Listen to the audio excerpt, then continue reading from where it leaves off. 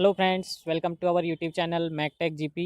आज के इस नए वीडियो में हम आपके लिए एक नई वीडियो सीरीज़ स्टार्ट करने जा रहे हैं, जिसमें हम आर के जैन मैकेनिकल इंजीनियरिंग की जो ऑब्जेक्टिव क्वेश्चंस की बुक है, उसमें से हम प्रोडक्शन टेक्नोलॉजी का जो क्वेश्चंस है वो इस वीडियोस में सॉल्व करेंगे।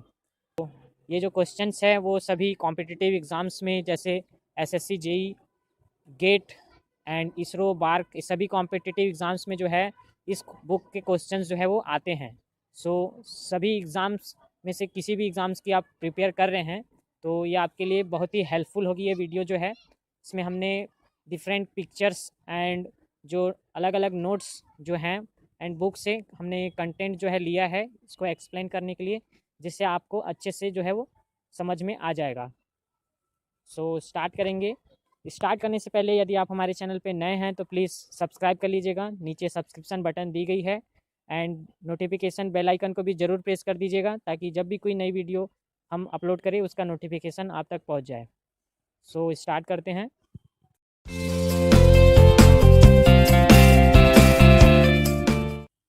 आज हम वेल्डिंग के जो एमसीक्यूज क्वेश्चन है जो कॉम्पिटिटिव एग्ज़ाम्स में आ सकते हैं उनके बारे में इस वीडियो में पढ़ेंगे। फर्स्ट क्वेश्चन जो है, joggled welded joint are used. जो जोगेल्ड वेल्डेड जॉइंट्स होते हैं वो उसको किस लिए हम यूज़ करते हैं, कहाँ पर हम इसका ज़्यादा यूज़ किया जाता है, वो इसमें पूछा गया है। तो पहले तो हम जोगेल्ड जो वेल्डेड जॉइंट है उसको समझ लेते हैं कि एक्चुअल में ये होते किस तरीके के हैं। इस फिगर में आप देख रहे हैं कि यहाँ पे आपको दो सीट मेटल्स दिए गए हैं। फर्स्ट में जो है विथआउट वेल्डिंग हुआ है एंड सेकंड में जो है रेड कलर से इसको वेल्ड किया गया है। इस प्लेट में आप देख रहे हैं कि ये दोनों ओवरलैप हुए हैं, जो प्लेट 1 एंड प्लेट 2, एंड ऊपर का जो सरफेस एरिया है वो एक ही लाइन पे है। पूरा जो है सरफेस जो है वो एक लाइन पे है।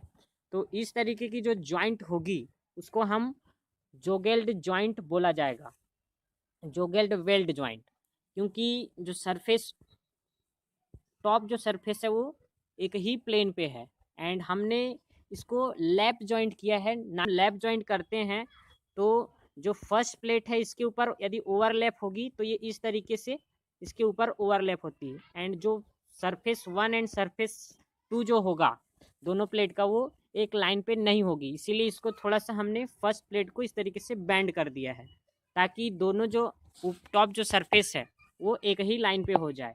और इस तरीके का जो जॉइंट है वो जनरली रेलवे ट्रैक्स में किया जाता है। आपने रेलवे ट्रैक्स देखा होगा कि जो टॉप मोस्ट जो सरफेस है जिसके ऊपर से जो व्हील जो जाती है एंड इसके ऊपर जो है एक बहुत हाई अमाउंट डायनेमिक लोड जो है वो एक्ट करता है एंड जो वेल्डेड जॉइंट जो है इतने ज़्यादा हाई अमाउंट लोड के कारण ब्रेक हो सकता है, इसलिए इसमें ये जो जोगेल्ड फिश प्लेट इसको जो दोनों साइड में लगी है इस प्लेट को इसमें लगाया जाता है। ये जो प्लेट जो है इसको प्रोटेक्ट करती है इस जॉइंट को। दोनों साइड से प्लेट लगी होती है, आपने रेलवे ट्रैक्स में जनरली देखा ही होगा इस प्लेट को। एंड जो जॉइंट है वो जोगेल्ड वेल्डेड जॉइंट है। यहाँ पे जो इस 2 पीस ऑफ ट्रैक्स हैं इसमें जो रेल्स हैं इसको बीच से जो है वो वेल्डेड जॉइंट किया गया है। तो यहाँ यदि आप इसके फ्लैंज पार्ट में देखेंगे अगर अंदर में, तो यहाँ पे आपको एक वेल्ड दिखा उभरा हुआ दिखेगा, जिसको कि इस फिश प्लेट के इस पार्ट से जो है कवर किया गया है, जो ये उभरा हुआ पार्ट है इससे। एंड आपने जब ट्रेन यदि ट्रैक के ऊपर से गुजरते हुए देखी होगी तो एक आवाज़ आती है, जो कि इसी के ऊपर से जब जो ट्रेन का जो व्हील है, ट्रेन की जो व्हील है इसके ऊपर से जब गुजरती है तो एक आवाज़ आती है अलग से ही, हैमरिंग टाइप की जैसे आवाज़ आती है, वो इसी के ऊपर से गुजरने की आवाज़ है वो। तो ये जो फिश प्लेट है वो इस तरीके की दिखती है। यदि आप अलग से देखेंगे तो ये दोनों साइड से जो है कवर करती है जो वेल्डेड पार्ट है उसको। इसका जो आंसर होगा उसको हम देख लेते हैं, जो मैच करेगा option B, where severe loading is encountered and the upper surface of both pieces must be in the same plane. जो अपर मोस्ट सरफेस है दोनों ही पीसेस का वो एक ही प्लेन पे है, सेम प्लेन पे है, एंड इस जॉइंट को हम सेवियर लोडिंग के लिए जो है यूज़ कर रहे हैं, क्योंकि अभी हमने बताया था कि जो ट्रेन का जो वेट होगा, डायनेमिक जो वेट होगा वो बहुत ही ज़्यादा होगा, और ट्रेन की जो स्पीड के ऊपर है कि वो कितना ज़्यादा हो सकता है। तो इसलिए सेवियर लोडिंग एंड एक हमको एक अपर मोस्ट सरफेस एक ही प्लेन पे चाहिए, तो इसके लिए इस जॉइंट का जो है वो यूज़ किया जाता है, जोगेल्ड वेल्डेड जॉइंट का। देन नेक्स्ट क्वेश्चन जो है, in arc welding eyes need to protect against, welding process में जो आइस हैं उसको हम किस से प्रोटेक्ट करते हैं?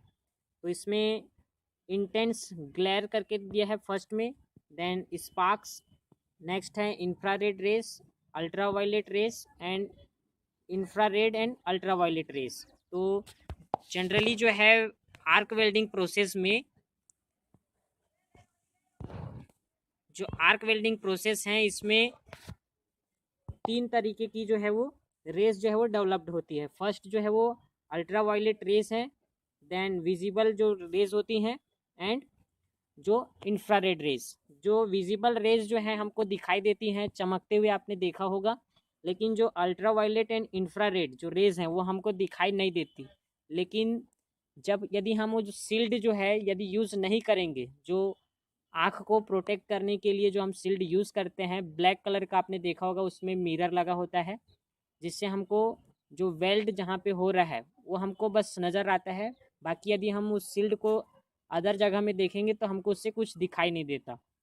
जबकि उस चीज़ को जो है अल्ट्रावायलेट रेज एंड इंफ्रारेड्स जो रेज हैं उसको वो रिफ्लेक्ट कर देता है, जो मिरर है, एंड हमको सिर्फ जो विजिबल रेज हैं वही हमको नज़र आती हैं। तो यदि हम इस शील्ड का जो यूज़ नहीं करेंगे, जो प्रोटेक्टिव शील्ड्स जो होते हैं, तो हमको जो आँख से संबंधित, आई से संबंधित बहुत सारी जो डिजीज़ हैं वो हो सकती हैं।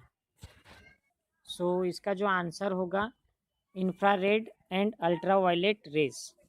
देन नेक्स्ट जो क्वेश्चन है, in which type of welding a pool of molten metal is used, ऐसी कौन सी वेल्डिंग प्रोसेस है जिसमें पूल ऑफ मोल्टेन मेटल जो है वो यूज़ किया जाता है?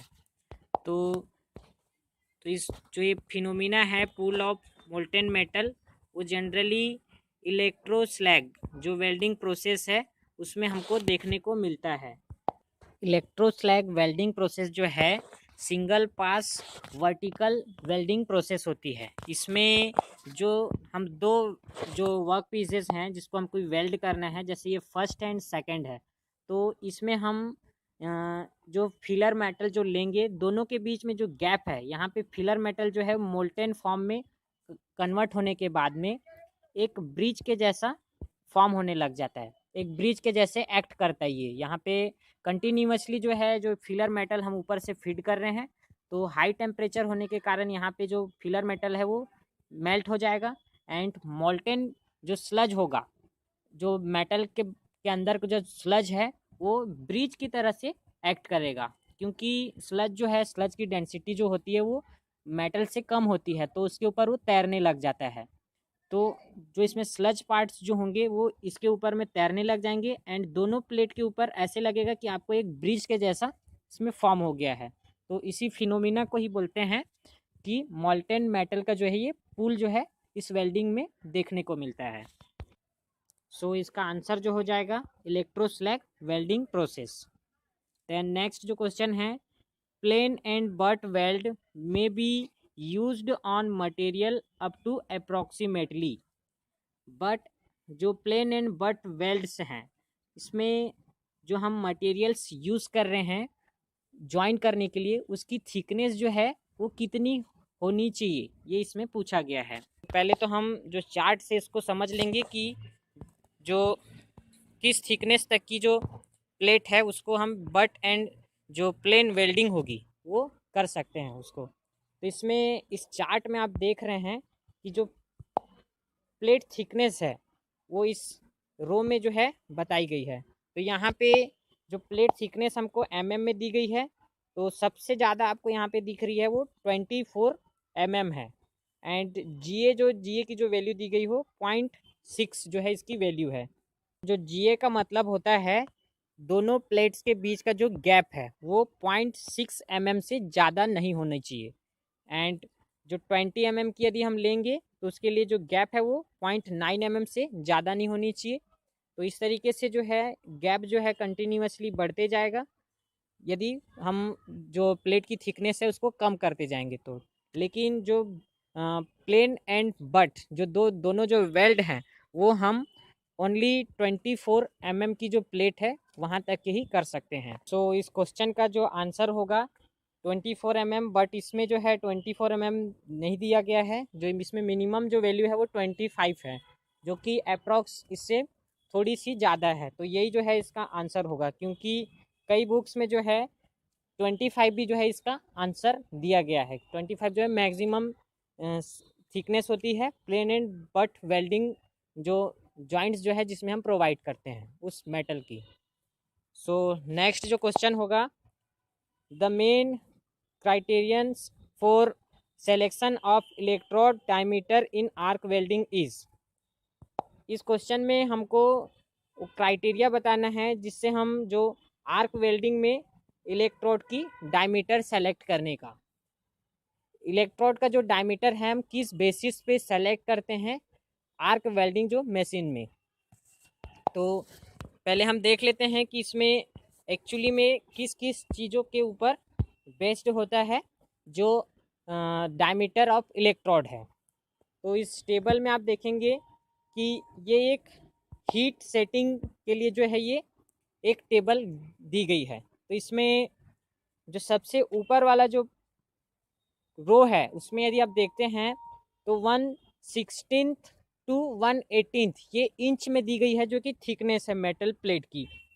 यदि 1/16 यदि इंच टू 1/8 यदि इंच की यदि प्लेट है इस रेंज में, तो हमको जो इलेक्ट्रोड की जो साइज़ होगी, जो इलेक्ट्रोड का डायमीटर, वो हमको 3/32 इंच, ये भी इंच में है, का जो है इलेक्ट्रोड का जो डायमीटर होगा वो इस साइज़ का हमको लेना होगा इस प्लेट की वेल्डिंग के लिए।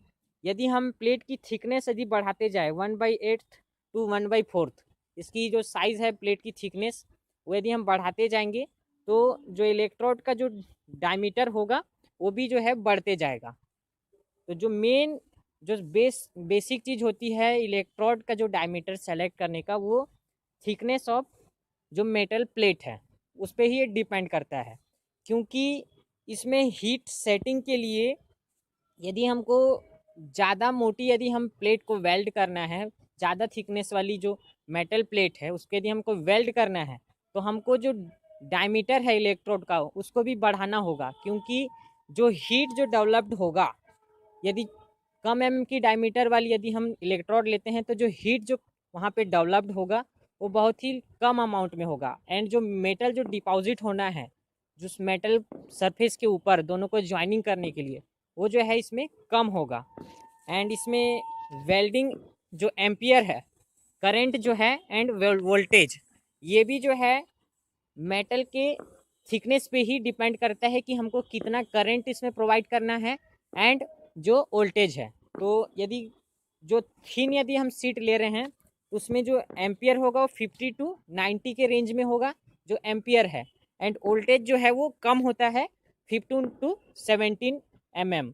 ये वर्किंग वोल्टेज को डिपेंड कर रहा है, मतलब बता रहा है ये वर्किंग कंडीशन का जो है वोल्टेज है। क्योंकि ओपन सर्किट जो वोल्टेज होता है वो ज़्यादा होता है।